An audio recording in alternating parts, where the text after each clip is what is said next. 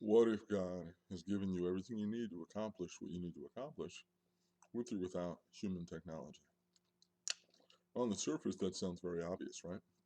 Of course, God's given you what you need, but why then do we rely so heavily upon technology and lose our minds when things happen, like phones dying, internet connection being lost, cars breaking down? If we truly believe that God has provided for us with or without those things, I want to share with you three names that are associated with technology in the Bible: Cain, Tubal-Cain, Nimrod. Cain was a failed farmer. To escape the judgment of God, which was the mark of Cain,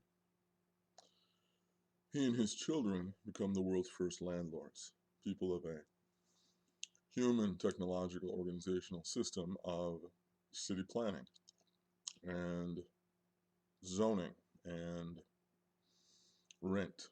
Those are things that come from Cain. So we accept all those things as normative, and how could you possibly live without them? But until Cain brought them to us, they weren't a part of the human experience. Now, the sons of Cain that listened to fallen angels received technological information. That is, they received information on how to make war, how to craft weapons, and seemingly kind of neutral on how to craft brass instruments. I love brass instruments. I love saxophones and trumpets and trombones and cornets and flutes. I love all those sounds. But the first person who had that data was Tubal-Cain, and he got it from a demonic source. Finally, Nimrod is building a tower that we're talking about the Tower of Babel here, and it's supposed to reach into the heavens. Now, we then have to make jumps because there's no thought bubbles in the Bible to tell us what people are thinking. But what's the purpose of going into heaven? Well, it's space travel, it's challenging God, or an invasion of heaven itself.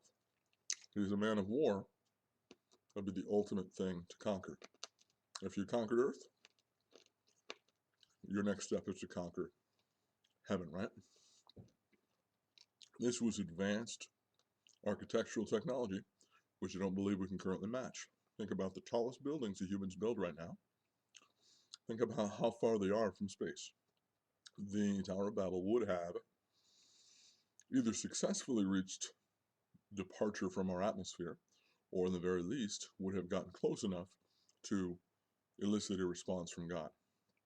There are people talking about space elevators now that would say start on the Earth, perhaps in Arizona in the United States of America, and the elevator itself would just stretch out to a spot where it would touch, say, a satellite, which would put it outside of our environment. Why do I say these things? Our trust is placed too easily in man-made technology, some of which comes from hell. So that's obvious, right? I don't have to restate that. It's too easily placed in it. And we're being prepared for the mark of the beast and prepared for demons upon this earth by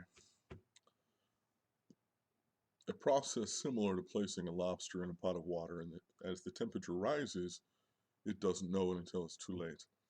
I don't believe we're going to be presented the mark of the beast all at once, or that we're going to be exposed to demons on this earth all at once. I think it's going to be a gradual inoculation, and a little more discomfort, a little more discomfort, you're used to it, a little more discomfort, you're used to it, until it seems normal, until there's people that go right from the mark of the beast to the mark of the beast, because,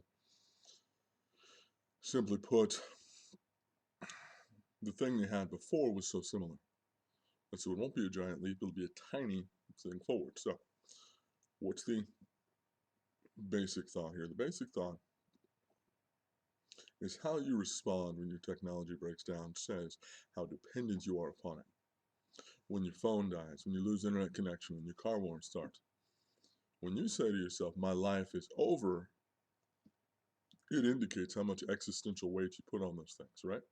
It indicates how much purpose and weight and meaning you put on those. Now, I'm going to advocate to you, if you're listening, if I have earned a right to speak to you, next time one of those things happens, you acknowledge your frustration and you say, God's given me what I need to accomplish this. I'm going to move forward. Rather than, well, I guess without a phone I can't do it. Well, I guess without a computer I can't do it. Well, I guess without a car I can't do it. Those are all falsehoods. Because if God has given it to you to do, even if you thought it required X, Y, and Z, that requirement is not anything God said. There's no verses in the Bible about, listen, I've equipped thee with a phone. I've equipped thee with thine internet connection. He has, and he will, but it's not a promise of God, and he does not exclusively work through technology. If you have it and it's reliable, please use it. Remember that it's not God, and it's not promised to you on a regular basis. If I have equipped you, encouraged you, or taught you in any fashion, please like, subscribe, and comment. And as always, pray more, complain less.